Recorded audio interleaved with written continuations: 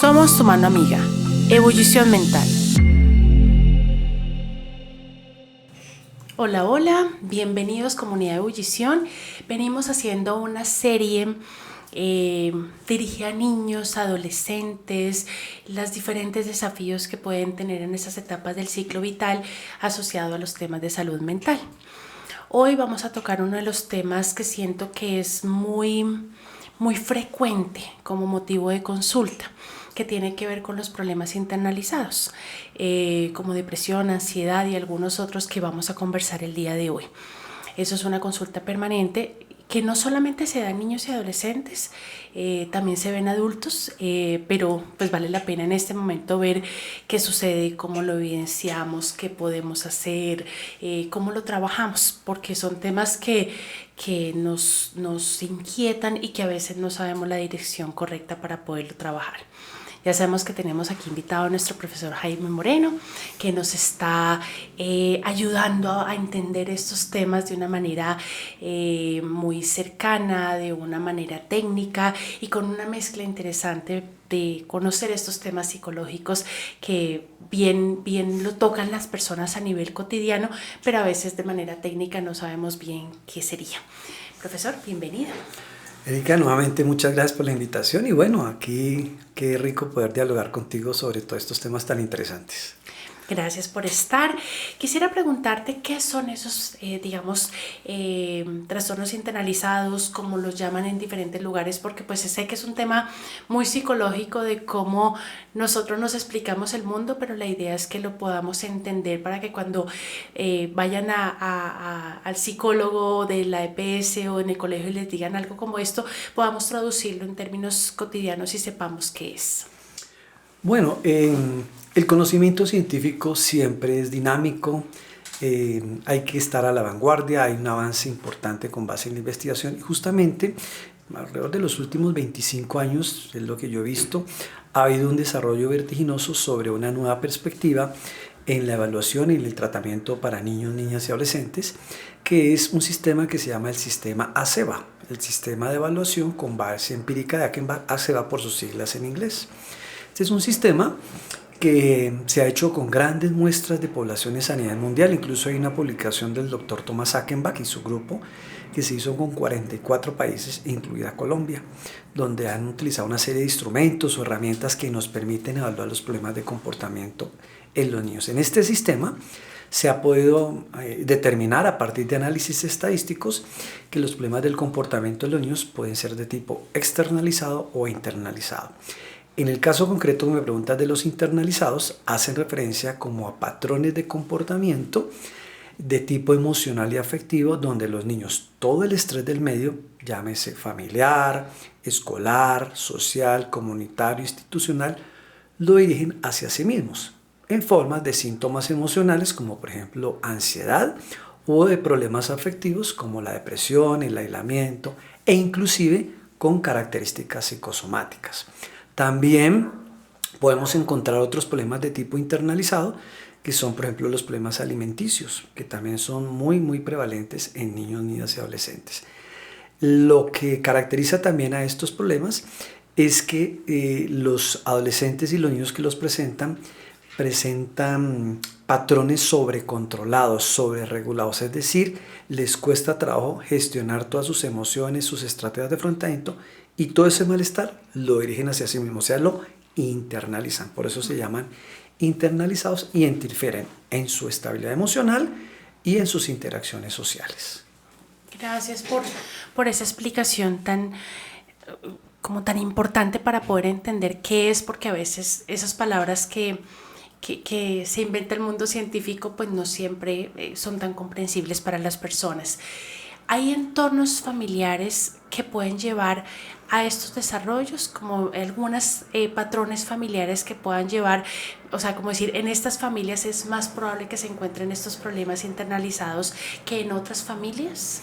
Sí, de hecho, los problemas psicológicos de niños casi siempre uno encuentra que son multicausales, pero si miramos en concreto de los problemas internalizados y específicamente uno de los factores que referente a lo familiar, podemos encontrar, por ejemplo, varios factores estresantes. Uno, las separaciones de los padres, ya sean permanentes o transitorias. Y esto va a tener un impacto muy diferente también dependiendo de la edad del niño. Es diferente que un niño se enfrente a la separación de sus padres cuando tenga 5 años, a cuando tenga 10 o cuando tenga 15. Lo que sí es cierto es que un evento estresante que ocurre en la familia, ¿sí? Otro factor familiar tiene que ver con el tema de las pautas de crianza, cuando podemos encontrar estilos ambivalentes, es decir, cuando a los padres les cuesta trabajo ponerse de acuerdo en la forma de corregir al niño. Alguno establece unas estrategias basadas en el castigo físico, psicológico, lo que llamamos como un control psicológico, donde se induce culpa, se sermonea o se cantaletea a los hijos. Y el otro papá de pronto utiliza un estilo más flexible, más permisivo, por así decirlo, pues eso hace que el niño no tenga claridad y se pueda comportar así. También cuando hay negligencia, cuando hay abandono, ¿sí? Cuando hay problemas en los vínculos afectivos, pues un niño que empieza a sentir pues que no es digno de ser amado. Y entonces nada raro que entre en problemas de tipo internalizado, empieza a sentirse deprimido o angustiado y puede ser un candidato a tener problemas en la vinculación a lo largo de su ciclo vital, ¿sí? Otro factor familiar también tiene que ver con los desacuerdos con la familia extensa, ¿sí? La familia extensa es muy importante hoy en día. Los abuelos muchas veces apoyan a los padres cuando ambos padres tienen que trabajar. Entonces, pero si no hay unos acuerdos entre los padres y los abuelos o los tíos u otros cuidadores, pues esto también desdibuja el tema de la estructuración, de los límites, de las normas, de cómo se establecen en casa y pues, ¿no? Los niños pueden a veces internalizar ese estrés. Otro factor que ocurre muy frecuente es cuando después de que se ha dado la separación de los padres, a veces algunos padres siguen unidos en función del conflicto. Entonces es lo que encontramos a veces metafóricamente, lo llamamos, Erika, el síndrome del niño dividido. Papá y mamá están en medio de su disputa, de sus conflictos, y el niño a veces en la mitad queda como instrumentalizado. Entonces de pronto... Dígale a su papá que no sé qué, sí, mire que no me ha mandado la cuota, yo no sé qué. Sí. Su mamá que es una no sé cuántas hice más. Claro, y entonces el niño está recibiendo toda esa carga emocional, y no solamente entre papá y mamá, a veces ocurre entre las dos familias, la familia materna y paterna, y obvio que el niño empieza a internalizar eso. Yo tuve un caso en algún momento de un adolescente, a mí ya me llega a la consulta después de que se intentó suicidar, porque justamente estaba viendo toda esa presión tanto de su papá y su mamá, y en las familias, y entonces cuando iban del papá descalificaban a la mamá, cuando iban de la mamá otro tanto hacia el papá, y este muchacho pues estaba recibiendo toda esa atención pues que no le correspondía el gestionar, porque es un problema de los adultos. Pero tanto fue la presión que vivió que internalizó todo este malestar, desarrolló un cuadro depresivo y desafortunadamente intentó suicidarse. Por fortuna no culminó la conducta, pero sí lo afectó bastante y bueno, tocó hacer el apoyo allí para poderlo ayudar a solventar esta situación. Otros factores que desafortunadamente no deberían ser, pero pasan, es cuando hay maltrato infantil en sus múltiples manifestaciones. Ya ahorita te decía lo del abandono, lo de la negligencia, pero también cuando hay abuso sexual. El abuso sexual es una experiencia altamente traumática que puede llevar a problemas de tipo emocional, afectivo e inclusive también de tipo externalizado. Entonces, como por nombrar algunos de estos factores que pueden explicar estos problemas. De acuerdo, gracias por lo que mencionas. Hay también investigaciones que respalden el tema biológico, genético asociado a esto que estás hablando de los trastornos internalizados, que también, digamos, sé que es multicausal, pero sería interesante explorar un poco este punto. Sí, por ejemplo, a nivel genético se ha encontrado que hijos de madres depresivas tienen 3 veces mayor riesgo de presentar depresión a lo largo del ciclo vital. Claro, de qué depende que se matice del tipo de interacciones que sean, pero ahí uno ve un componente genético. También hay factores del tipo del temperamento. Entonces se ha encontrado niños que tienen un temperamento más inhibido, lo que llaman el BIS, inhibición conductual, tienen mayor riesgo de desarrollar problemas internalizados tanto de tipo ansioso, depresivo, o el uno o el otro, o los dos. Cuando hablamos de la inhibición conductual, se ha encontrado, por ejemplo, la región secto-hipocámpica del cerebro que está comprometida allí y que tiene que ver con la gestión de las emociones que en estos niños puede estar afectada.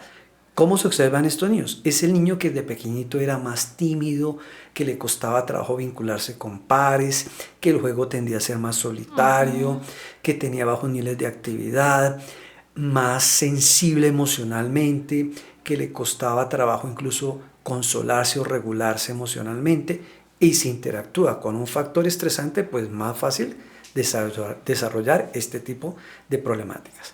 También tenemos, por ejemplo, a nivel hormonal, ¿sí? Por ejemplo, cuando hay bajos niveles de serotonina, o también cuando hay hipotiroidismo o hipertiroidismo, también puede llevar a problemas emocionales. Por ejemplo, en niñas se ha encontrado que la maduración sexual a temprana edad, cuando se desarrollan muy temprano, niñas de 8 o 9 años, también tienen mayor riesgo de desarrollar, por ejemplo, sintomatología depresiva. Entonces, fíjate que los factores biológicos sí pueden estar ahí presentes. Cuando uno detecta un caso, por ejemplo, donde uno dice el ambiente es sano, no ha habido una experiencia estresante, pero esta niña está deprimida, entonces toca mirar si hay alguna variable biológica que dé cuenta de ello, por nombrar algunos elementos. De acuerdo. Ya mencionaste algunas de las señales de alerta como para que podamos mirar. ¿Hay algunas otras que los papás puedan decir, posiblemente esto se puede estar presentando? Como que yo de papá vea alguna cosa y digo, esto lo escuché alguna vez en un podcast, venga, revisamos a ver qué puede suceder. Sí, pueden haber algunas señales o indicadores de que probablemente hay un problema internalizado. Por ejemplo, si pensamos en ansiedad, es el niño que tiende a anticipar negativamente las consecuencias de sus acciones, mucho más recurrente y más frecuente que otro niño. Es el niño que tiende a focalizarse más en las cosas negativas de sí mismo. Es un niño que tiene baja autoeficacia, que tiende a tener una baja autoestima, como a no reconocer sus cualidades, sus características, que incluso los logros los minimiza. En cambio, los fracasos los maximiza. Una señal, por ejemplo, muy importante, que hay que prestarle mucha atención en niños pequeños, por ejemplo, es que tengan un juego solitario o que no jueguen. ¿Por qué? Porque es que el juego es el principal rol ocupacional de un niño. A través del juego el niño socializa, aprende aspectos de la cultura, desarrolla habilidades motrices, etc. Es como su principal mundo y genera bastante placer. Entonces, un niño, por ejemplo, de 4 o 5 años que no quiera jugar, pues es una señal de que algo está pasando. Por ejemplo, otra característica es que las cosas que antes le interesaban ya no le interesan. Pensemos un adolescente de 15 años que incluso tiene sus redes sociales, su grupo de amigos, y de un momento empieza a aislarse. Culmina sus redes sociales. Ya no comparte con nadie, uno lo nota que se descuida en su apariencia física. Decía en algún momento también que hay un descenso en el desempeño académico que no se explica porque no tenga el apoyo económico de la familia para que pueda estudiar, o que tiene todas sus capacidades pero aún así le está yendo mal, y se altera su alimentación, o que come mucho o que no come mucho, por nombrar algunas características. Entonces son todas estas posibles señales de problemas internalizados o de tipo ansioso o de tipo depresivo. Pero definitivamente una señal característica central, por ejemplo en la depresión, es que hay un cambio de comportamiento clínicamente significativo, es decir, hay un decremento en los comportamientos que antes le permitían acceder a fuentes de placer o gratificación. Entonces son señales bien importantes. De acuerdo, muchas gracias por lo que nos dices. ¿Qué podrían hacer los cuidadores, llámese padres, abuelos o los que estén cerca del niño, niña o adolescente para acompañarlos en este tema? ¿Cuál es el paso? O sea, yo empiezo a ver estas conductas de alerta, estoy, como dices tú, pillándolo para ver qué ocurre y qué hay que hacer. ¿Qué tendrían que hacer? ¿Cómo lo empezamos a abordar y a trabajar? Casi yo diría que la mayoría de los estudios señalan una fuente importante que va a ayudar a que estos niños lo superen son las redes de apoyo. E inclusive cuando uno ve un problema afectivo que puede estar acompañado también de conducta suicida, yo diría que la totalidad de estudios siempre señalan las redes de apoyo. Y las redes de apoyo son aquellas personas significativas en la vida de ese niño o de ese adolescente. Le hace en primera instancia a los padres o cuidadores inmediatos, la familia extensa, ¿sí? Después pueden estar también los amigos, los profesores, también cumplen una función importante. Pero en el caso de los padres, la función es que brindan el apoyo, que tengan esa capacidad de escucha, generar un ambiente de confianza, de respeto hacia el niño, a sus emociones. Muy importante reconocer y validar las emociones. Porque cuando no le validan las emociones, pues casi que el niño empieza a decir, oiga, como que esto que estoy sintiendo no es correcto y no lo puedo expresar, y entonces empiezan a expresarlo de una manera totalmente disfuncional. Pero si tengo esa red de apoyo desde el ambiente familiar, seguramente voy a tener a alguien de confianza para hablar de estas cosas que me pueden estar preocupando. Ujú, de acuerdo. ¿Y recomendaciones para el niño, niña, adolescente? ¿Qué podría ser? ¿Qué le puede funcionar? ¿Qué sería interesante decir como, vea, si usted es niño, como papá, promueva en el niño tales y tales cosas que le puede ayudar a la situación? Y si es adolescente y nos está escuchando, puede tomar este camino que tal vez le pueda ayudar. Contamos con las redes de apoyo. ¿Qué más podría hacer el niño, niña, adolescente o padre para este tema? Por ejemplo, cuando de verdad encontramos ya una depresión presente, claro que le va a costar al principio un poco hacer las cosas que antes pudieron ser gratificantes, pero que no importa, que hacia el principio le cuesten, que las haga, que seguramente va a tener un impacto favorable. Si le gustaba leer, no sé, cómics, léalos. Si le gustaba pintar, píntelos. Que identifique las cosas que para él son importantes, ¿sí? Si le gustaba cantar, siga con el canto. Que además reconozca que está bien sentir, que las emociones no son buenas ni malas, son humanas y te están dando una señal. Entonces, por ejemplo, si yo siento tristeza, quiere decir que algo pasó en mi vida que me está interfiriendo en lograr una meta. Entonces tengo que mirar qué es lo que no puede lograr, ¿sí? Y cómo lo puedo volver a gestionar con el apoyo de las personas que sea. Que acuda a las personas de confianza, ¿sí? Su mamá, su papá, su abuelita, la madrina e inclusive a veces la profesora. Yo creo que más de una de las personas que ahorita está conectada viéndonos y escuchándonos seguramente recordará que en su infancia y adolescencia tuvo un profesor o una profesora que los marcó en otro sentido, que en algún momento acudimos a esta persona para que nos diera un consejo muy sabio y creo que nos funcionó. Entonces lo mismo con los niños, recurrir a esas fuentes de apoyo. Siempre también reconocer que no somos perfectos, que yo puedo también cometer errores y que el error también puedo aprender, que los problemas están ahí. Los problemas siempre los vamos a tener a lo largo de la vida, pero también los puedo ver como una oportunidad para crecer. En el caso concreto de los adolescentes, yo creo que algo similar también, aprender a gestionar las emociones. Cuando decimos gestionar es que yo puedo identificar las señales en mi cuerpo y darle un nombre. Cómo la siento en mi cuerpo, si siento por ejemplo una angustia, es cuando de pronto tiemblo, cuando sudo, cuando siento un vacío en el pecho, eso le puedo poner un nombre que se llama ansiedad, por decir algo. Y de pronto mirar qué pensamientos están asociados y qué situaciones me lo están generando. Porque en la medida que yo identifique todo eso y las consecuencias que tiene mi vida, yo puedo hacer algo con ello. Y lo mismo, buscar a veces fuentes de apoyo e inclusive qué recursos a lo largo de mi vida me han ayudado a enfrentar situaciones estresantes. Entonces, yo por ejemplo tuve una paciente que ella, la forma en que manejaba sus emociones era tejiendo. Entonces, ella cuando se sentaba a tejer como que se le olvidaban los problemas. Pero de pronto para ella le funciona. A otro niño de pronto tejer no lo va a hacer. Puede ser escuchar música. Que le encanta Carlos Vives o el que le encanta Karol G. Bueno, no sé. El que le ayude a alegrar la vida. Siempre y cuando sean también buenos modelos, ¿no? Digo yo. Pero bueno, la estrategia que le funcione para ayudar a levantar su ánimo. Pero definitivamente yo creo que en uno, tanto en niños como en adolescentes, siempre pensar en que hay redes de apoyo y que todos los problemas siempre tienen una solución. ¿Sí? De acuerdo, muy interesante lo que mencionas. Las investigaciones, de hecho es importante mencionarles que el profesor hace parte de la red del grupo de investigación Enlace, ¿cierto? ¿Cómo es el nombre exactamente? Sí, Enlace, que pertenece al Centro de Estudios de Investigación y Psicología de la Universidad Católica de Colombia. Entonces, desde este centro hacen investigaciones de diferentes temas. Los invitamos a que vayan, revisen qué hay, cuál es el material y se pueden hacer alianzas muy interesantes con instituciones tanto públicas como privadas en esos procesos de conocimiento compartido, porque hoy en día la investigación no se maneja en un solo lugar, sino la idea es que podamos trabajar de manera cooperativa. Acá les vamos a dejar el nombre dentro de la publicación, equipo de producción, para que puedan tener acceso a esa información y podamos ver que toda esta información surge también de investigación y información muy rigurosa que hacen desde la Universidad Católica y desde otros centros que finalmente cooperan con este proceso de investigación. Dentro de esa investigación que me mencionas, ¿qué han detectado a nivel de edad o de características de los niños, niñas o adolescentes para generar ese trastorno?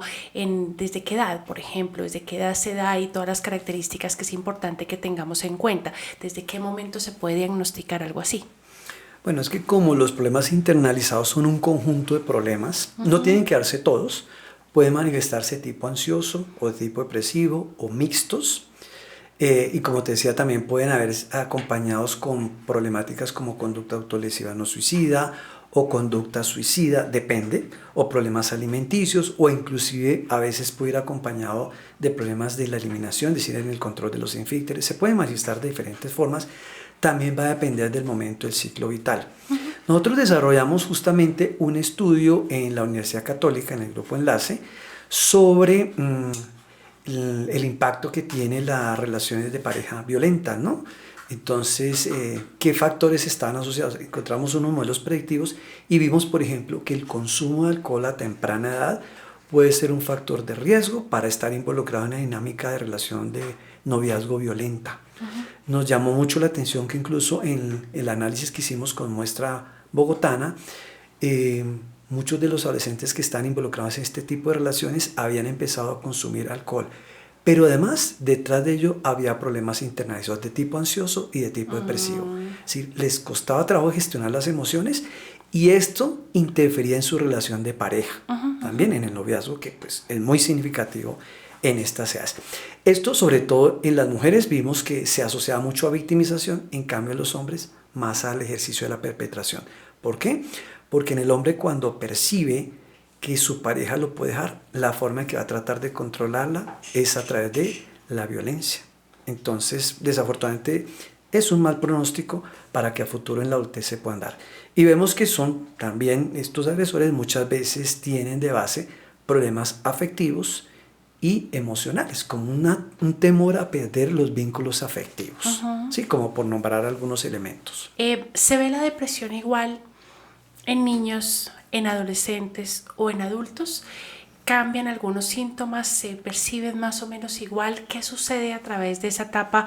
Por lo menos con la depresión, ahora hablamos de la ansiedad, pero de la depresión, ¿qué ven en estas investigaciones? Sí, hay diferencias. Hay cosas que comparten y hay otras que lo diferencian. Voy a empezar por lo que comparten. Yo diría que en general todo lo que comparten es un cambio significativo en el comportamiento, por lo general, un decremento en esos comportamientos que antes eran reforzantes o agradables. Entonces, ahí vemos bastante patrones de aislamiento, retraimiento, baja autoestima, etc. Pero ¿qué diferencias? Por ejemplo, en un niño pequeño, lo que te decía, puede haber alteración en el patrón de juego. O juega más solitario o deja jugar. O inclusive puede acompañarse comportamientos autogratificantes. Es decir, un niño de 6 años entonces empieza nuevamente con succión del pulgar. O empieza a autoestimularse con la comida. O con cualquier otra parte del cuerpo. ¿Sí? En niños de la niñez intermedia empieza a afectarse también el desempeño académico. Eso es una señal importante. Entonces ya las profesoras nos reportan que este niño no entrega las tareas, las entrega incompletas, en las evaluaciones le está yendo mal, lo notan a veces distraído y de pronto se lo remiten a los papás para que lo lleven a consulta porque está distraído. Y oh sorpresa que cuando empezamos a evaluar lo que pasa es que además de la desatención está de pronto deprimido. En los adolescentes puede acompañarse a veces, no podemos generalizar, pero a veces de consumo de alcohol, por ejemplo, o empiezan a aficionarse demasiado a las pantallas como una forma de escape de la situación estresante que estén viviendo en el medio. Y ya empezamos a ver, por ejemplo, en niños pequeños raro ver una depresión mayor, se puede dar, pero no tanto.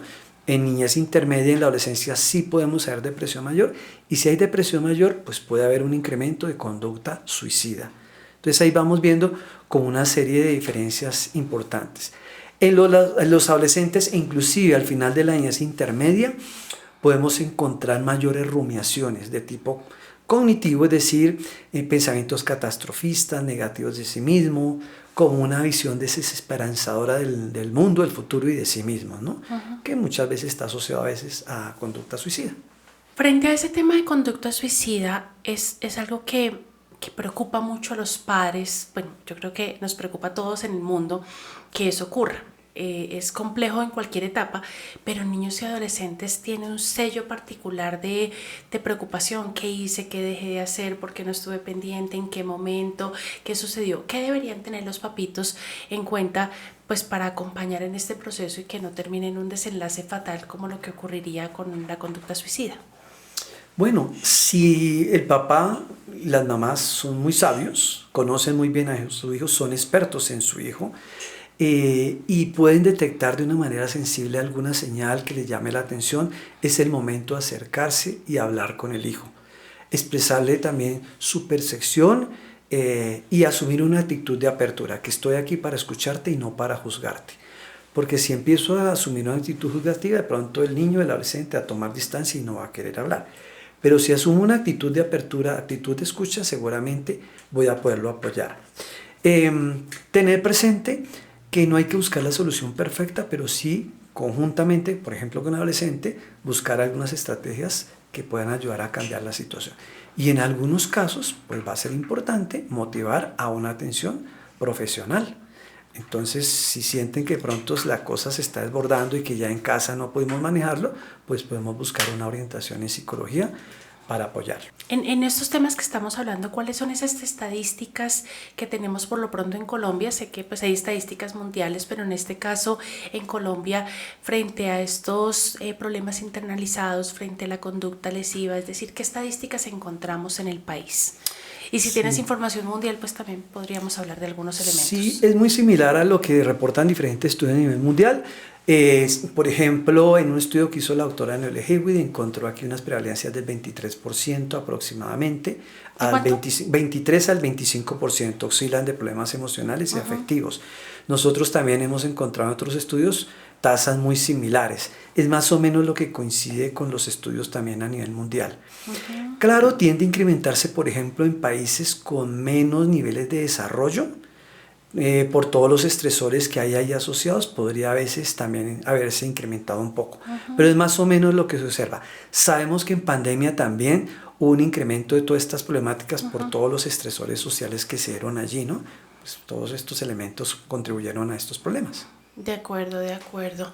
Sonreí cuando escucharon a Noelia Hewitt porque ella fue mi profesora de neuropsicología o psicología clínica en pregrado. ¿Tú te imaginas hace cuántos años fue eso? Eso es como toda la vida. Entonces, sé que ha sido vicerrector y maneja un montón de cosas y ha sido muy interesante, pero pues es lindo volver a escuchar a alguien que está en el corazón. ¿Qué recomendación quisieras hacerle a los padres, a los cuidadores, a los niños adolescentes ya para cerrar en este espacio? Algo que de pronto no hubiéramos mencionado o que quisieras hacer énfasis de todo lo que hablamos, decir como si se van a quedar con algo de este podcast, quédense con esto que es importante. Bueno, justamente ya que nombraste a la doctora Noelia Hewitt, que fue también tu profesora, pues te quiero comentar que con ella hicimos un estudio muy interesante sobre un programa de intervención psicológica para problemas internalizados y externalizados en población de 8 a 12 años, en una zona vulnerable aquí de Bogotá. Y a partir de este programa, pues el programa se llama Entre Tres. ¿Por qué? Porque hay que trabajar justamente con el niño, con los padres y con los profesores. Y obvio está el terapeuta, porque pues es un modelo también tetrádico. Y entonces en este programa nosotros trabajamos mucho, por ejemplo, desde el niño a aprender a reconocerse a sí mismo. Que el niño primero comprenda cómo se siente, por qué se comporta como se comporta y cómo actúa en general, ¿sí? Eso es lo que hacemos allí. Les ayudamos con una serie de ejercicios como reflexionar sobre su autoestima, cómo pueden fortalecerla, ¿sí? Cómo pueden mejorar las relaciones sociales, bueno, todas estas cosas.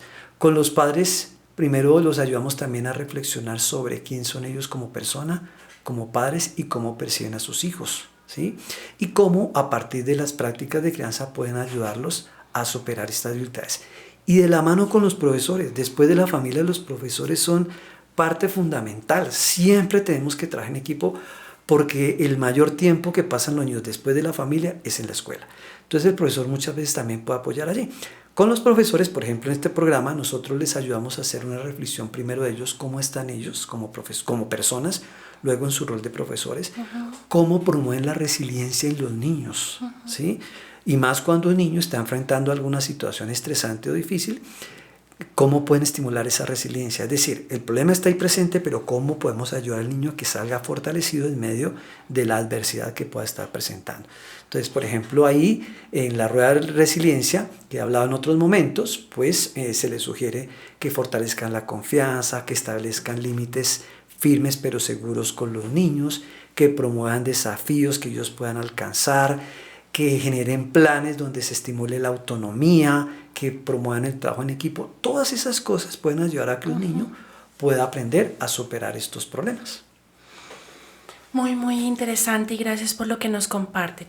Si ustedes llegaron por primera vez a este capítulo, este es el tercero de la serie. Entonces los invito a que se devuelvan, que en el primero hablamos acerca de TDAH, en el segundo vimos otros elementos importantes que valdría la pena como que nos devolvemos y revisamos para poder explorar curiosamente a ver qué encontramos, y este ya es un nuevo elemento para que lo podamos revisar. Si sientes que esta información fue de utilidad para ti y para otras personas, la puedes compartir, puedes dejar tus preguntas. Parte del proceso de construcción es que decidimos crear un espacio de aprendizaje, de construcción en conjunto, y que somos todos de la comunidad de Ebullición para que podamos seguir creciendo. Gracias por conectarse, gracias por acompañarnos, gracias, profe, por estar acá con nosotros. Muchas gracias a ti, Erika, muy amable. Somos tu mano amiga, Ebullición Mental.